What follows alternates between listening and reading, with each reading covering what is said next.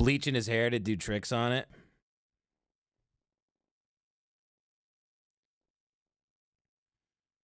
Look at him. He's got boobs. You could split him in half. You could do whatever you want. This guy, weirdly, he looks like Jace if he gained like 130 pounds. And he looks like AI. It's very strange. I don't know if it's just because it looks like Jace if he was an insanely big, fat, fucking gay guy. But he looks like AI to me. In fact, who knows if any of this is real? Fandle. It's one of my biggest clients. Show some respect. Show me some damn respect right now.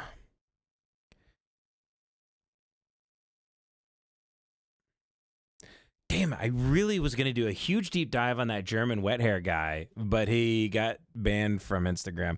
The best ones that you find, they're not on the internet for very long. That is one of the unfortunate things. They're here today, gone tomorrow.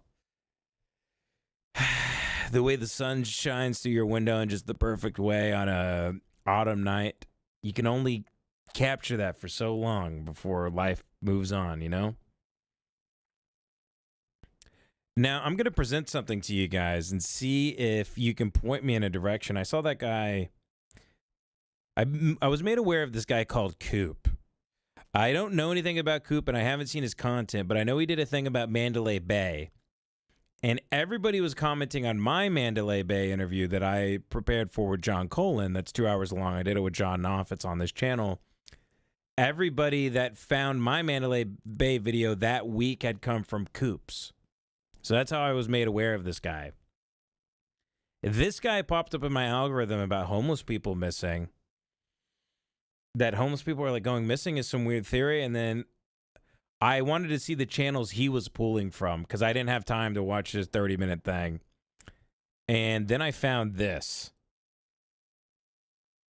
I really want to ask around to see if anyone is hearing about this. My name is Norman Robbins, and I'm not your grand. So this is a homeless guy in Austin, Texas, and he's talking about how his friends are going missing. Now, here's the thing about homeless people. They are all usually... People aren't going to want me to say this.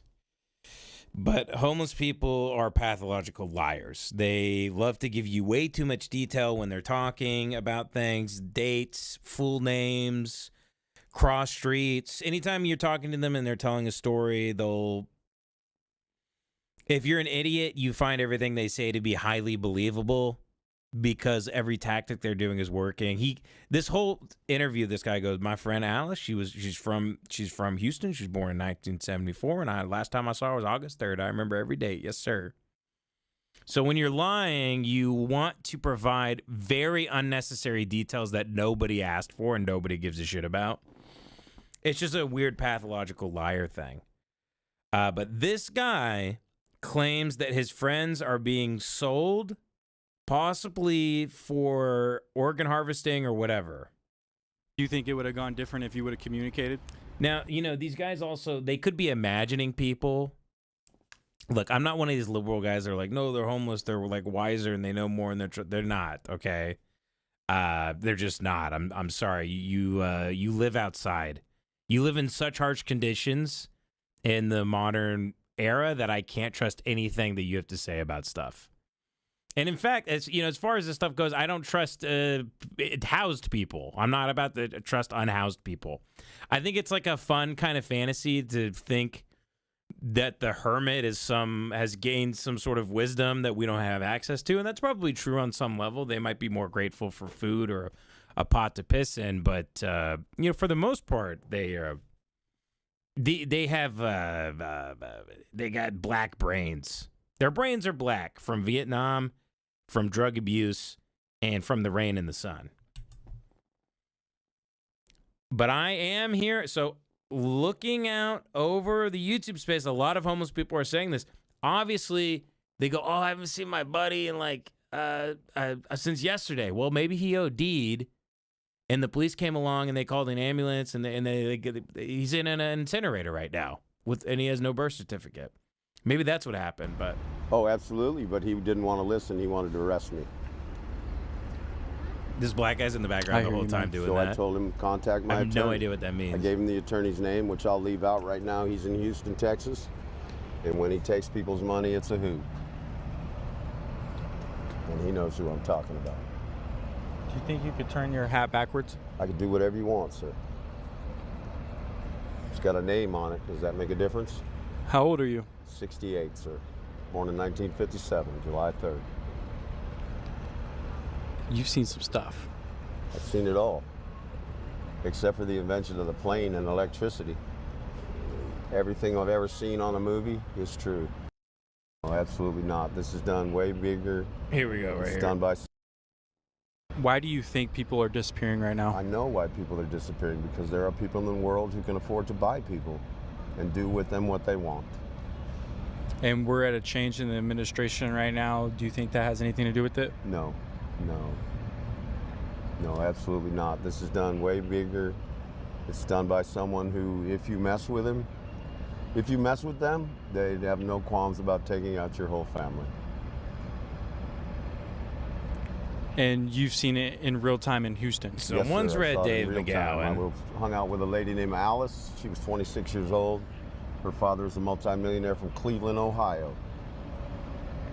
She suddenly disappeared, and 4 days later, my friend Scott got a phone call from her. She was at home in Cleveland. She had been in Liberia. Her father paid $1 million to buy her back. Man, wow. That's just basically ransom, right? No, that was a purchase price. She was property. Wow. Wow. So Man. these are the interviews. This guy is interviewing people all over Austin. They keep saying people are being sold for whatever various reasons, that their friends are going missing. So they say they're being followed by blacked out vehicles. People are being picked up. People are being murdered. I don't know, man. I don't know, dude. This guy uploads a lot of content, but he's talking to people every day on the streets trying to figure out what's going on, and the biggest consensus seems to be that people are going missing and disappearing. There's another one. That guy. Oh, yeah, this guy here. What led you out here on the street? Well, my housing situation didn't work out, and I came to Austin to go to rehab and went through the rehab program. I came to Austin to sign up for Kill things just Tony, didn't and I work didn't out get the the time I golden needed bucket them to. pool. And, Can I see you I without just your started glasses? shooting Sure. heroin, Just man. because I see you have very beautiful eyes. Thank you. I think you can capture people with those eyes. So inevitably, I ended up back out on the streets. Up until 2 weeks ago, I was clean for a year. So anyway, he's trying to get back on his feet. Hopefully he does. Hang out But up here with us. His name's Felix. Real good guy. Never hurt, bothered nobody, dude. Big Red? Huh? Big Red? Nah, young dude. We call him Legend, bro. Leggy. But we haven't seen him in 2 days. And you think that's due to him getting snatched up by the government? I do believe so. And then you see these black SUVs driving everywhere. They sit here all night long and watch us and shit. So, what is this in correspondence to? We don't know. We don't know, dude. They give us food, and like a lot of people get sick from the food and shit, or they're saying there's stuff in it. And you see Republic Square's all got all that construction Yeah. right there. And now, like, it's weird. it was revealed like fairly recently that people were flying from Italy to Siberia to do human hunts. Very wealthy people. There's a big investigation going right now, and they think they're gonna arrest a bunch of people. People were paying 6 figures to go snipe civilians in where was it? Bosnia? I think it was Bosnia. It was affluent people from Italy were flying to Bosnia, and they were taken on human safari hunts to hunt human beings in 90. I think this was like 94 through 96 this was happening. So, people are, obviously if you watch this show, you definitely believe that people are human trafficked in mass, millions per year. This chat is way behind. Hold on, let me scroll down here. I don't know what happened. So even if this guy, that's why I'm listening to him, because even if he is right, no one would believe him. But I find it interesting. It's like, oh my God, can you believe this homeless guy is paranoid and people? I'm like, I get that. But I searched around on the internet a little bit, and this seems to be a thing that's going around now. And I'm wondering, with ICE and with this administration, I wonder if they are starting to just do the as we move more towards authoritarianism, whether that takes 20 years, 25 years, whatever it takes. Eventually when we get to the point where, like, I'm not allowed to broadcast unless I purchase some sort of grand license from the FCC or appear before them or, whatever it is. Whatever the country looks like in 25 to 30 years. I wonder if we'll move more towards, what other countries do where a homeless guy just gets picked up, put in a van, and then they throw him in a big incinerator.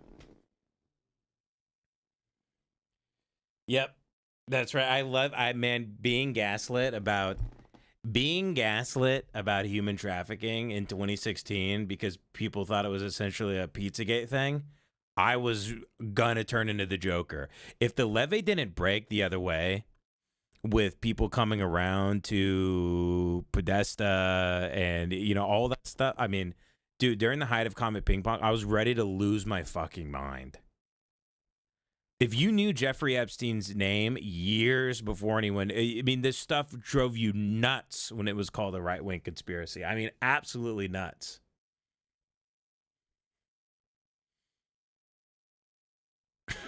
It's so funny to be like, we still talk about Epstein. We need to get over it.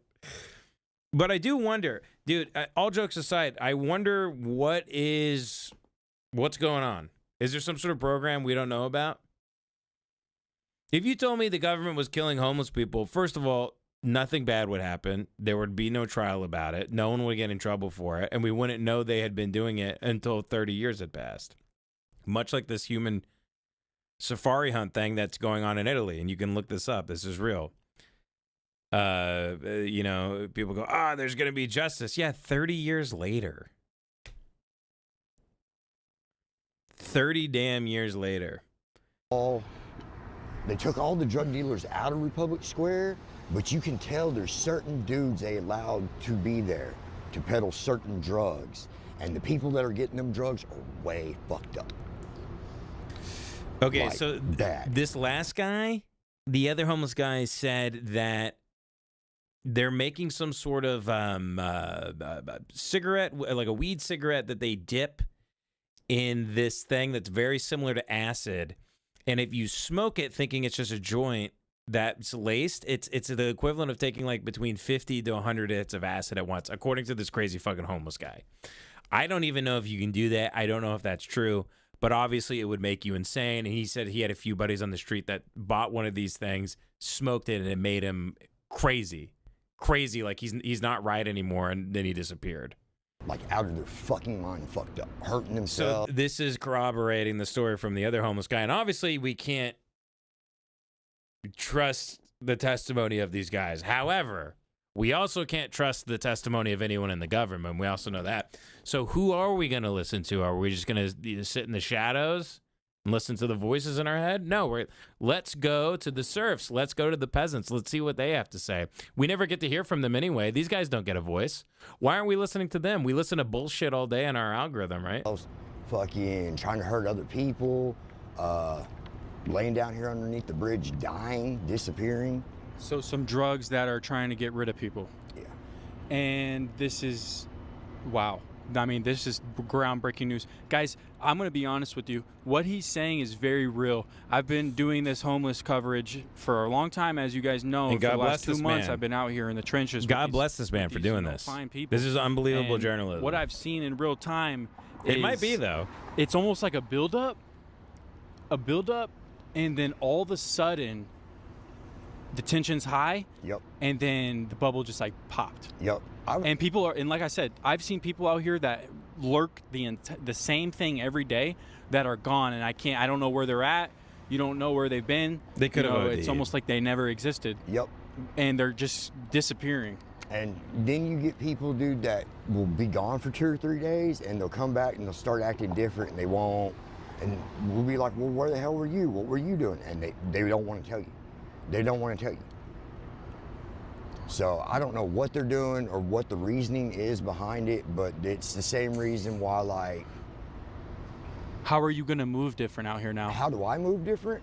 Well, number one, I don't accept, like, food and water from most of these people out on the streets. Like, Okay. I go get my own shit. I'm self-sufficient that way. The drugs I get, I know a dude down in South Austin. I go away from here to get drugs. So, like, I don't do the drugs that everybody else does. I go elsewhere to get drugs. But I've noticed all the drugs in downtown, even if it's people that trust each other, man, they're giving them fucked up drugs, and it's doing something weird to everybody, especially these guys that are on methamphetamines. Like, I've never seen people act like this doing methamphetamines in my life, ever. How long you been on the streets for, man? Here, altogether about 3 months. I've been in Austin a little over the year, but I've been out on the streets for the last 3 years of my life. I was in Amarillo, Texas before this. Damn, that's and tough. Amarillo Doing has none of these Amarillo? problems. It's nothing like this. You're just homeless. And if you're a drug addict, you're a drug addict. You're sitting on the street doing drugs. That's There crazy. ain't He was nowhere doing this for in you to go and Amarillo. nothing for you to do. Here, there's a land of Which means yellow in Spanish. Amarillo. It's color yellow. opportunity and what is it? There's I have to talk over to my maid. 6,000 homeless people in Austin. I have There's to, more than I have that. to tell my Okay. maid, clean the Amarillo underwear.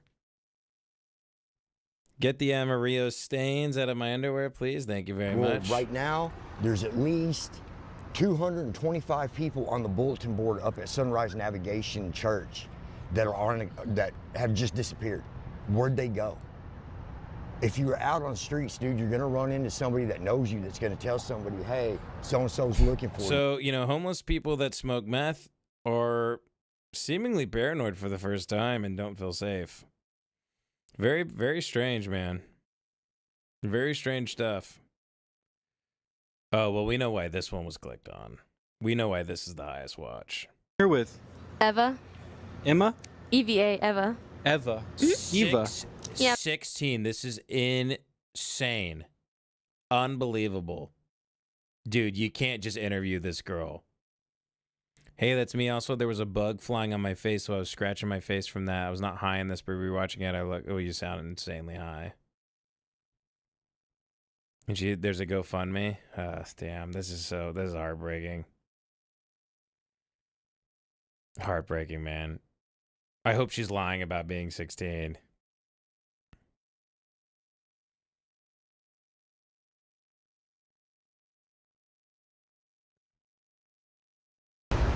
So if truth wasn't suppressed, I would be a complete advocate for free market capitalism. But unfortunately, a lot of our society and culture is built, and education is based on lies, and lies for profit and lies for illness and suffering.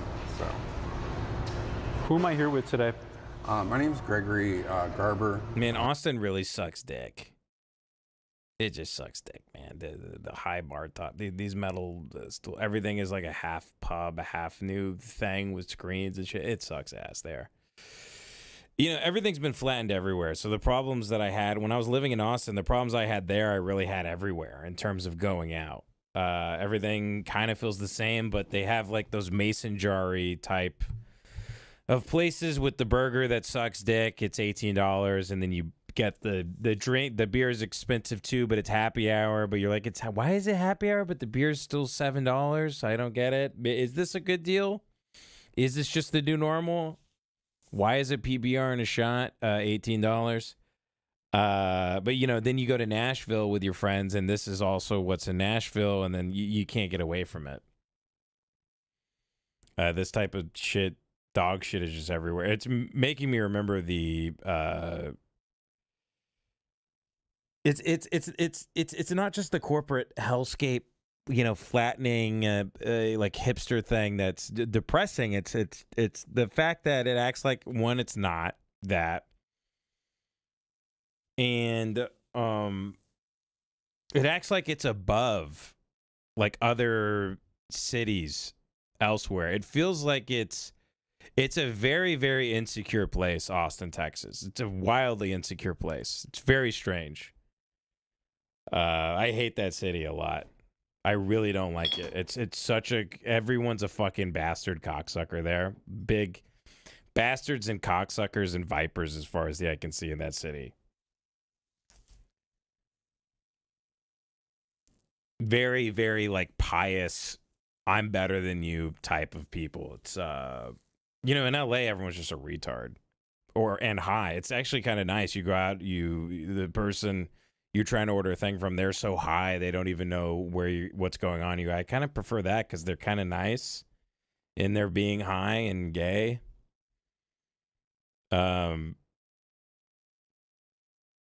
Jesus, 7 months pregnant.